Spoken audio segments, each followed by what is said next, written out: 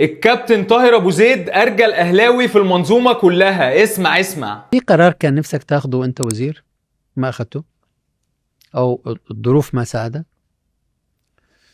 دون ذكر اسماء يعني. رئيس نادي فاسد. اه كنت انوي ان هو اطيحه من المجال تماما، اوكي. ولكن الاجراءات الروتينيه عطلتني، لان القانون بيجبر الوزير انه ينتظر 30 يوم للرد من لإعادة الرد من الجهة نفسها. نعم.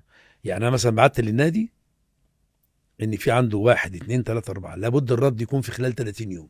اوكي، فشو صار؟ وأنا يقين إنه رئيس فاسد وإنه أضر بالرياضة المصرية. اوكي.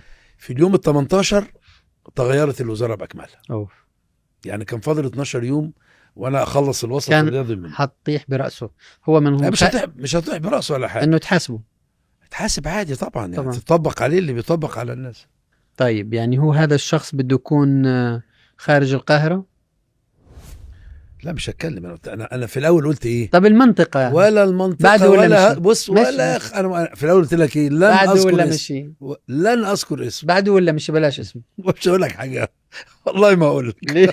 لان انا خدت عهد وانا بقول لك ان انا لن اذكر اسمه. اوكي. فلن لا اذكر. ما مش عايز اسمه خلاص. لن اذكر كمان يعني المنطقه إيه؟ بس. لا لن اذكر يعني حاجات يعني. لا لا لا لا لا, لا, لا.